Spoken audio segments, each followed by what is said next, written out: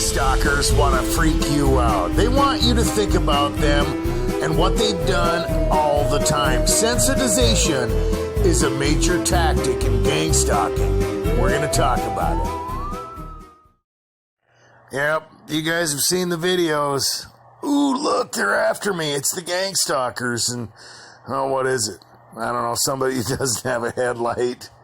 You know, the guy down the block has got the cops at the house. Somehow it's supposedly about the targeted individual. An aerial vehicle is flying off in another direction, off in the distance with flashing lights on it, man. It's after you. No, I don't think so. And, you know, some of that stuff that I've seen, you know, there was one, even with a helicopter, a video that I watched, I was like, damn, that would freak anyone out. This thing came down and hovered next to this person, and it was just creepy looking. But that's like 1 out of a million, right? And it is what it is, okay? And if you want to make videos like that, make sure that people don't have to take your word for something and use faith, because that's not really evidence. The criteria that targeted individuals need to have is very strict, and it has to be undeniable. And your job in the meantime is kind of to ignore this stuff anyway. And I've mentioned that before too. When you're calling out stalkers, right, that's losing. You are losing the game. They don't care. You know, if we'll just say somebody is using that classic tactic of brighting your windows or whatever and using a loud stereo with a huge subwoofer at 3 a.m. Okay, you better get used to it. And I've talked about cameras too. You want to have ones that are stealth or hidden, or you have the obvious ones, whatever you want to do. And so we'll just say it happens. And what are you going to run out there and chase them off? I know you're a gang stalker. No, they don't care. They wanted to work you up. The only way to win that is to not react at all. If you go running out there, even if you chase them down and smash something against their car or whatever, well, you know, chances are they might be getting paid. And they really got a rise out of you. You know, your heart's beating. Good luck going back to sleep. Now, I've had all that stuff happen, and it does. Targeted individuals get attacked, and they want you to be sensitized to things. So every time you hear some, punk with a loud stereo, you're going to be window geeking, or you're going to run outside with the pitchfork. You know, and they win. You're going to look crazy. Or something's going to happen. You're going to get into an altercation with somebody who's just a regular citizen with a loud stereo or whatever. And that's eventually going to happen. It's all they want. They want you to notice. If you notice what's going on and make it obvious that you notice it or react in any way, shape, or form, you lose. That's the way it is. Okay? Because they don't care. They want you to see what's going on. They want you to be apprehensive. They want you to see this stuff coming from all different angles. And when people are sensitized, 99.9% of the time, it's something that they're going to run into in their environment that has nothing to do with gang stalking at all. People whistling, people with loud stereos, people with headlights that are out. People using their, emergency lights.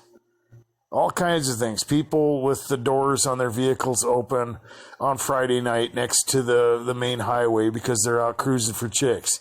Whatever it is. Red shirts, red cars, aerial vehicles with flashing lights. You know, I mean, every time you see this stuff, even if you don't believe that it's some kind of tactic or something, you're going down memory lane and they win. If you don't react when you run into this stuff, you win. Period. If, somebody is playing a loud stereo outside your house, you just don't react. Don't freak out. Don't go out there. Don't feed the monster, because that's what you're doing. It's like the little bully on the playground. When you're a kid, if you react, he's getting off because that's just the way it works. It is. And if you react to this stuff, that just gives them the incentive to keep doing it. If you don't react at all, they're just going to change. They're going to have to stop or do something else. And if you're smart and you got cameras and stuff like that, especially hidden ones, then you're really going to have evidence, for real. And I'd like to see that video. So there's the obvious type of motive behind this kind of thing, and then there's the more sinister aspect of sensitization. Okay, the obvious, paranoia that comes out of it is, well, that's going to discredit the individual, and it's going to provoke them into getting into altercations or reading into things. And it's just plain dangerous, I've seen videos where people have chased down, senior citizens who really don't know what the hell's going. They're the most dangerous drivers out there, by the way. I deliver food, and those people, man, they don't use their blinkers. They're nuts. They are. They're going 15 miles under the speed limit or 25 miles over the speed limit. But I've seen people make videos like that. One guy chased down a senior citizen and, started hassling this old guy. How much are you getting paid? And these people don't know about gang stalking. They don't know what you're talking about. But, it is going to provoke people. You're going to get frustrated. Anger is going to build up. It's going to culminate. You're going to be like that volcano. And chances are you're gonna get into that fight with someone, or you're gonna do something. You're gonna react, and we've talked about that before. You could get thrown in jail. You could get on paper. You could get put into an institution or something. Got to be careful. And the sinister aspect of it is that all the things that they've done to you is going to be connected to other events and stimuli that's recorded in your brain. Your hippocampus works that way. When you experience something negative or something traumatic, it activates that part of your brain, and everything around it is connected. It has that, reciprocity to it, right? And I always use the Kennedy assassination. It's kind of a long time ago. I guess you could use the 9/11 event. But people remember exactly what they were doing when that happened. I remember exactly what I was doing when, I found out about, 9/11. And by the way, that wasn't bin Laden anyway. But anyway, we're not going to do a video on that. I was out fly fishing, and I remember what I had for breakfast that morning. We had breakfast burritos from the convenience store, and I remember music that we were listening to on the way to fishing. I remember everything. The weather. It was a clear day. It was a little brisk that morning, but not really too cold out. I mean, everything is just vivid.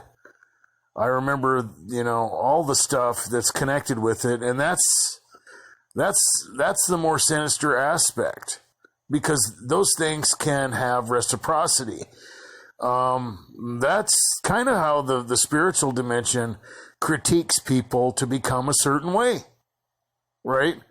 Whatever it is, whether they're serial killers or deviants or something, they have those connections in their brain where that wiring, if you want to be primitive, gets kind of switched around. And you get some real weird stuff, and people are like, how did this person become such a freak? That's how. And that's how they do it. That's how they get something that would normally, make you gag or, cringe. Turn into something that people go after. And that's where you get all the deviant things that you're seeing out there in society. It's because they use that process of association to rewire people's brains. And targeted individuals are being rewired. They are. You are being altered, literally. They get into your psyche. You become sensitized to different things. And, they just start working at you. They start chipping away. They start using those little building blocks. And associations are powerful. That's the more sinister aspect. And that stuff can be connected to things that are normal. And that's when it invades. It's like yeast. It just permeates the individual. And, along with all the other stuff, the gaslighting, the street theater, people become bitter. They become paranoid. They become antisocial. They become hostile. And the next thing you see is someone who's been temporarily changed. And I say temporarily for a reason. Because that goes along with the gaslighting. When someone gets angry, bitter, or paranoid, they're going to get accusations, right? And a lot of times it comes before it happens because it's a predictable effect. It's really that easy to do.